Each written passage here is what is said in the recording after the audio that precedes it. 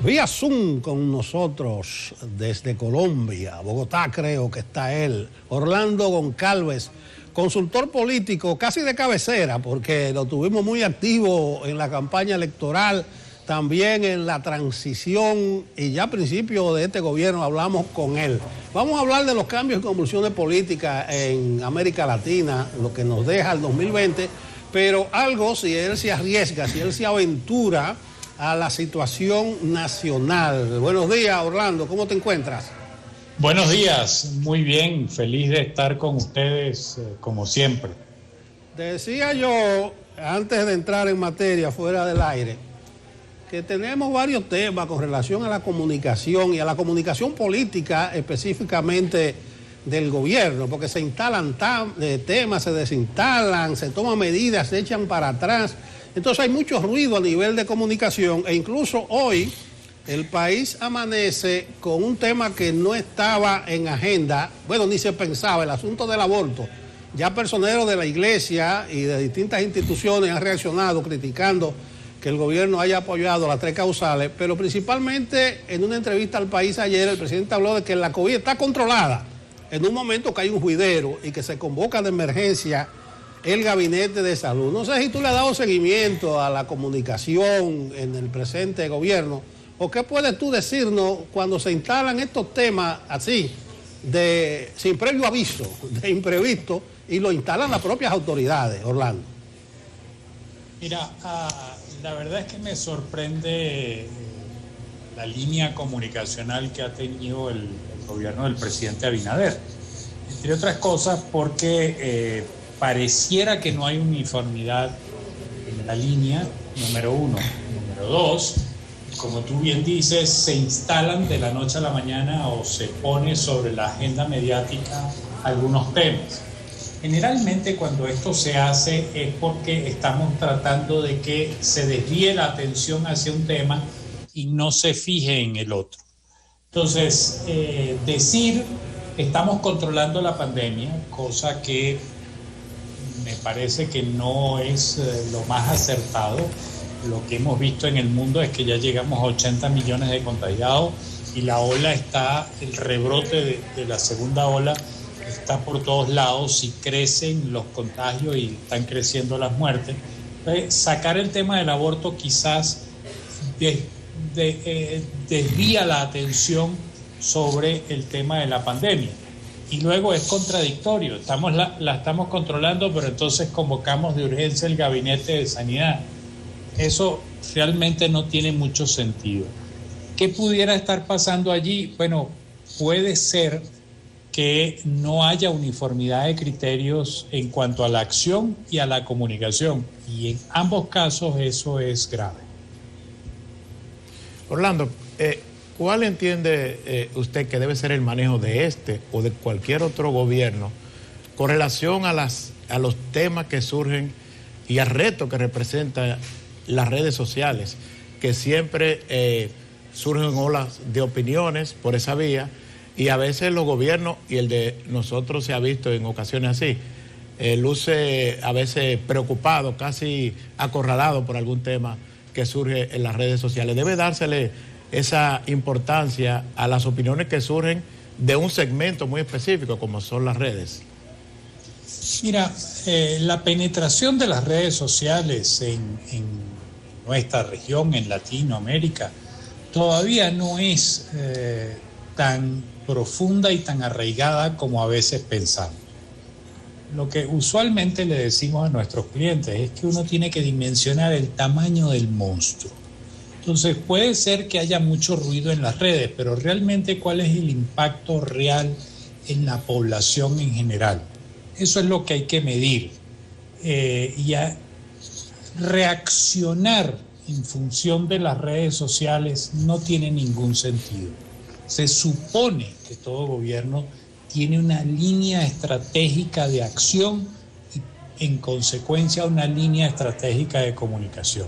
Entonces el ruido circunstancial que pueda haber en las redes sociales es eso, es circunstancial y muchas veces es limitado.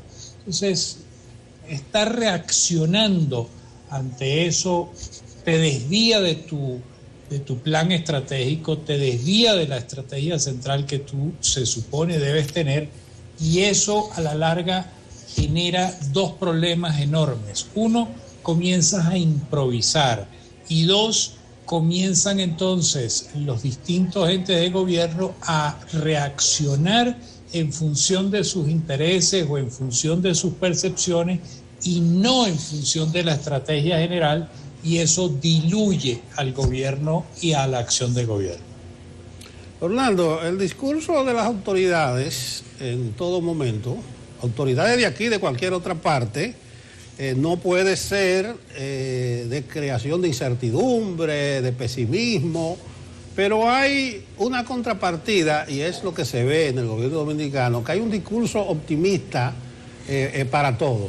La situación económica de la República Dominicana es calamitosa e impredecible para 2021, pero las autoridades están actuando con mano suelta, construyendo, subvencionando, dando dinero aquí, dando dinero allá, y por otro lado dicen que van a tener que endeudarse porque no hay de otra. O sea que nos vamos a mantener a flote la economía, mientras tanto cogiendo dinero prestado. El discurso para la salud en sentido general ha sido igual. Con los 100 días el lema era que por primera vez hay salud igualitaria para todos en el país. Una herejía, porque hay muchas desigualdades sociales. Con la justicia, dice que ahora hay una justicia independiente, autónoma, cuando realmente lo que hay es un nuevo Ministerio Público y el andamiaje judicial sigue en sentido general. Y ya hablamos de la pandemia, porque eso de ahora de que está controlado es una modificación del discurso anterior del presidente, que decía totalmente controlada. O sea, que lo que le quitó fue el totalmente y ahora dijo controlada. Ese discurso de optimismo, cuando todo el mundo sabe que la economía está mala, que la salud está mala, que es mentira eso, que ya la salud es igualitaria para todo el mundo, que hay un Ministerio Público independiente. Yo he sostenido, lo he escrito, que los asesores de campaña política del presidente Abinader, que entraron ahora al gobierno todo, han seguido en línea recta, como si tuvieran campaña, estaban proyectando a un presidente que pretende serle gracioso a todo el mundo, pero la situación económica y de salud en todos los sentidos es bastante difícil. Ese discurso de optimismo que no tiene correspondencia con la realidad, ¿es recomendable? Mira, tú acabas en la última parte de tu intervención de decir la palabra clave, la realidad. Tiene que haber una congruencia, una coherencia entre la realidad y el discurso.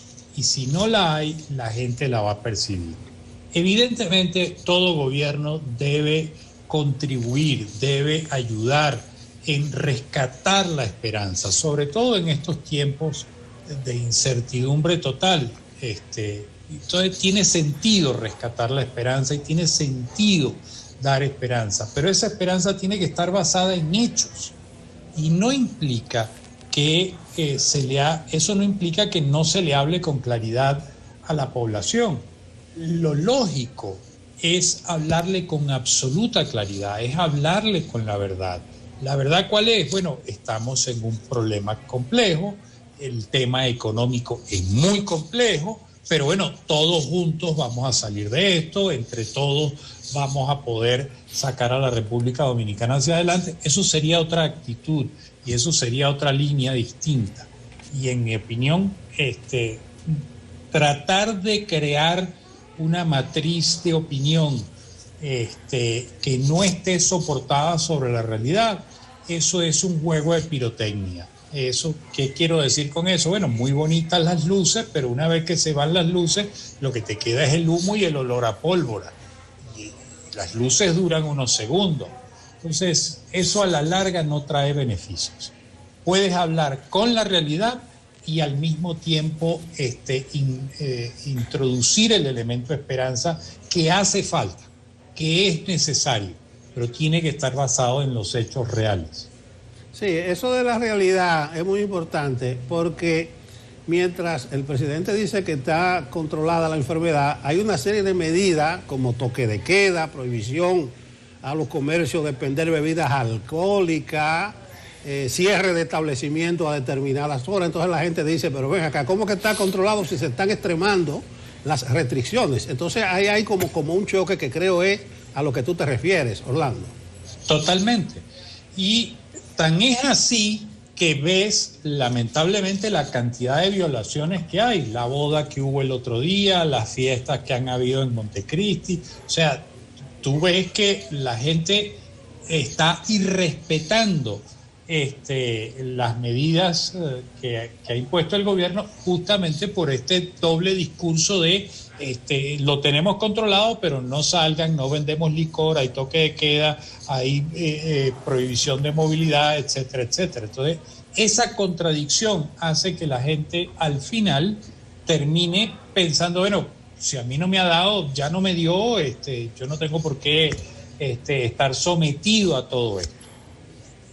Hay otro aspecto que tiene que ver con el gobierno y la comunicación, aunque creo que nos hemos quedado ya muy en lo local, pero es que hay muchos aspectos interesantes sobre este tema, y es que uno nota que ante las evidentes fallas en el equipo comunicacional, en lo que debe ser la estructura de comunicación del gobierno, es el presidente Luis Abinader quien se ha convertido en la práctica en el vocero de su gobierno, el que da los anuncios importantes, el que saca la cara cuando hay algún inconveniente, cuando hay alguna pifia, por lo menos en algunas ocasiones ocurre, en otras no. Es recomendable que sea, claro, en este momento él tiene unos altos niveles de popularidad, está nuevo, tiene todavía los niveles de confianza que depositó el electorado en las urnas, pero es recomendable que sea el presidente el que asuma la vocería de su gobierno. No tiene mucho sentido. El presidente es el líder del país y es el líder de un gobierno, por lo tanto debe guiar al país y debe guiar la acción de gobierno. El presidente no está para ser el cuarto bate y el bateador emergente en todos los casos. Eso puede generar en el tiempo un desgaste innecesario. Si uno reserva la figura del presidente para los anuncios realmente importantes y permite que los ministros y permite que los otros funcionarios dentro de una misma línea comunicacional actúen, probablemente les pudiera ir mejor. A mí me preocupa el abuso que a veces se hace con algunos funcionarios, sobre todo con los presidentes, en que lo sacan para todo, pero eso puede generar desgaste.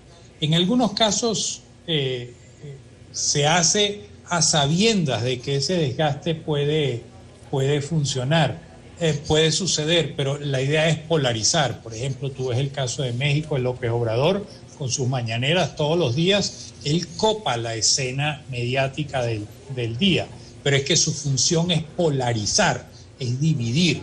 Ves el caso del presidente Trump y es exactamente igual.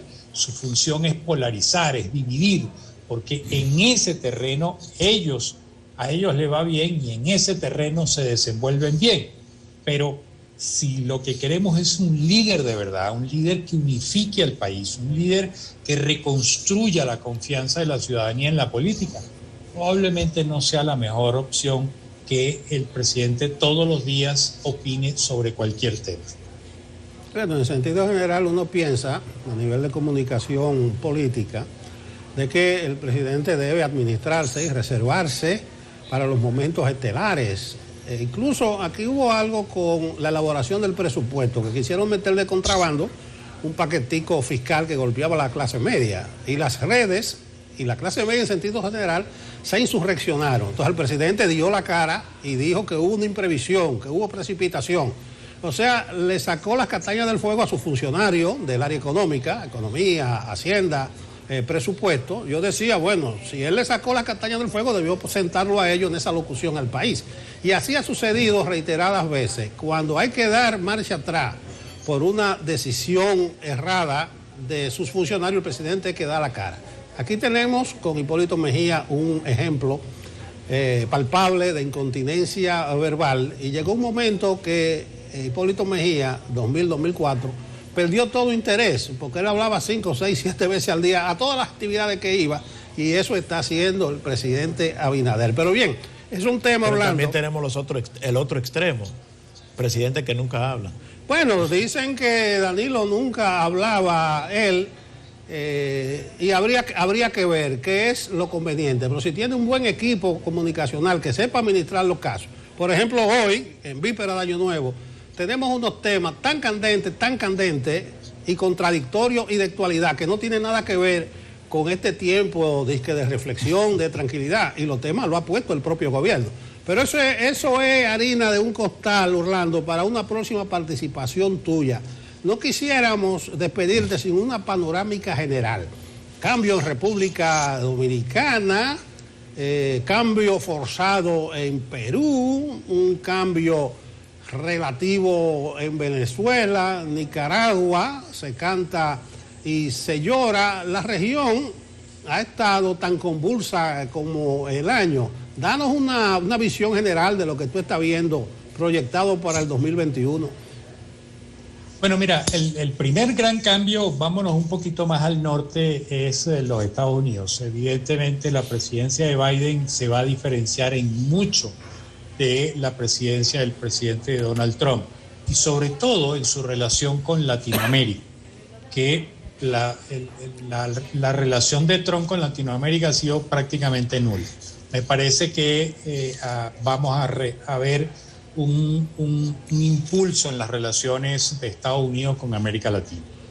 Bajando un poco más tienes a México. México enfrenta el año que viene la mayor elección de su historia, casi 40,000 cargos se juegan en esa elección entre gobernadores, diputados locales, diputados federales, concejales, alcaldías, y va a ser complicado. Y allí se presentó una situación, el presidente tanto forzó la polarización que lo que hizo fue que se agruparan los partidos de oposición, así que van dos bloques a esa elección y va a ser un choque de visiones de Estado y de visiones de cómo hacer las cosas. El caso de Nicaragua pues sigue siendo un país muy lamentable donde Daniel Ortega y su esposa, porque es el binomio, se han mantenido aferrados al poder y mantienen y controlan el poder mientras tienes una oposición totalmente dividida. Tienes el caso de El Salvador, que a principios de año los conflictos presentados entre el presidente Bukele y el Congreso Nacional y luego la Corte Suprema fueron bien angustiantes porque parecía que se rompía el hilo constitucional. Parece ser que eso se tranquilizó y eso se normalizó. Ellos van a elecciones también, es interesante. Mire, el caso de Costa Rica, que definitivamente el gobierno nacional se ha visto muy complicado y muy enredado con una crisis económica que les ha afectado y que no logran equilibrar y no logran generar los consensos necesarios entre la oposición, los sindicatos, para tratar de llegar a un acuerdo. Lo hicieron hace un par de semanas, veamos qué resultados logran, pero ha sido un año muy conflictivo para ellos.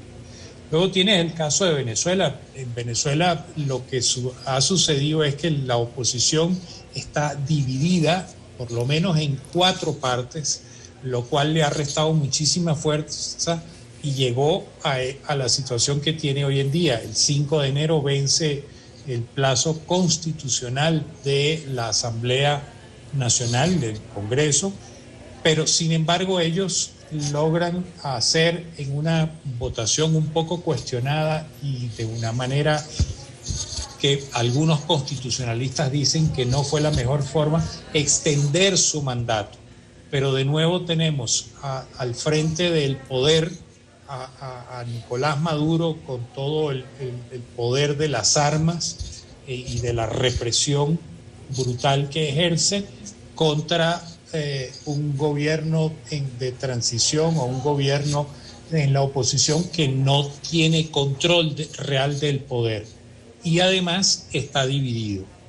Tienes Colombia, donde la situación conflictiva de asesinatos a líderes sociales, de asesinatos a excombatientes de la FARC, asesinatos a defensores de los derechos humanos y de los derechos ambientales sigue. El presidente dice que no son masacres, que son asesinatos colectivos. La verdad yo no sé la diferencia, pero es preocupante. Tienes el caso de Brasil, donde en la última elección la votación se alejó de los extremos, se alejó de Bolsonaro y se alejó del Partido del Trabajo y ganaron tendencias de centro. Y fue interesante el cambio de panorama. De hecho, de los 14 candidatos que apoyó el presidente Bolsonaro, solo uno logró ganar, 13 perdieron. Y eso es interesante. El caso de Perú, bueno, tienes a todos los expresidentes de las últimas décadas o en la cárcel o enjuiciados o en casa por cárcel por temas de corrupción. El tema de Odebrecht allí ha pegado muy duro. Tienes una situación donde han tenido 3, 4 presidentes en un periodo muy corto. Hay una debilidad institucional enorme. Tienen elecciones en febrero del próximo año. Ojalá que esa elección permita la reconstrucción del entramado político y vengan líderes que piensen más en el Perú y no más en su apetencia personal. Y tienes por último el tema del Ecuador, donde por fin hay una elección. El presidente Lenín Moreno, en mi opinión, en vez de gobernar, se dedicó 4 años a atacar a Correa y lo que está haciendo es que dejó sembrado todo para que la gente de Correa pueda regresar al poder. Y tienes 17 candidatos de oposición, lo cual implica que hay una debilidad en el liderazgo político de la región. En términos generales, la región está, en mi perspectiva, el año que viene puede ser un año muy conflictivo desde el punto de vista social, producto de la crisis económica y producto de las decisiones quizás erradas en muchos casos de los gobernantes, quienes están más pendientes de apoyar los grandes intereses económicos que en vez de apoyar a los ciudadanos. Bueno, gracias Orlando. Se nos quedaron algunos temistas por aquí, incluyendo el de las vacunas, pero las vacunas en el contexto global de la geopolítica, porque parece, ya el Papa llamó la atención, que los países ricos se van a servir primero con la cuchara grande. Pero a propósito de vacunas, en un minuto, Colombia, Duque ha dicho que no va a vacunar venezolanos ilegales, le han caído encima, pero quizás tenga su lógica desde la perspectiva del dominicano, porque si apoyamos eso vamos a tener nosotros que vacunar a los haitianos aquí. ¿Tú apoyas esa decisión del presidente Duque? Para nada. Primero, es inconstitucional. La Corte Constitucional decretó hace 2 años atrás, hizo una sentencia donde dijo que la Constitución colombiana dice que el acceso a la salud es universal, aunque está privatizada, y que, por lo tanto, toda persona que requiera salud debe ser atendida. Entonces, en primer lugar, es inconstitucional. En segundo lugar, evidentemente es discriminatoria. Y en tercer lugar, evidentemente es absolutamente inhumana. Y desde el punto de vista epidemiológico, tienes otro problema más grave todavía. ¿Cuál es la idea de vacunar? La idea de vacunar es inmunizar a la población. Y lo que tú estás diciendo es que en un país de 40 millones de habitantes vas a dejar a más de 1 millón de habitantes sin vacunar, que además son una población absolutamente vulnerable, con condiciones de vida muy difíciles, con lo cual se alimentan mal, tienen la tendencia a enfermarse más. Entonces, si tú no vacunas a ese 1 millón de personas, a la larga vas a tener un problema desde el punto de vista epidemiológico de que contaminas y recontaminas al resto de la población. Bueno. Por eso no tiene mucho sentido ni mucha lógica. Yo entiendo el drama que plantea el presidente Duque. Bueno, es que se nos van a venir todos los venezolanos a vacunarse acá. Bueno, hay que buscar la manera de cómo, sin ser inconstitucional, sin ser inhumano, sin ser discriminador, de solucionar este problema, pero esa no es la solución. Bueno, un tema, 40 millones, dejar uno sin vacunar, pero en el caso de nosotros 10 millones, dejar uno sin vacunar, en el caso de los haitianos que están aquí, no los que vengan a vacunarse. Eso es un tema, Orlando, pero ya lo veremos desde otra perspectiva y más adelante.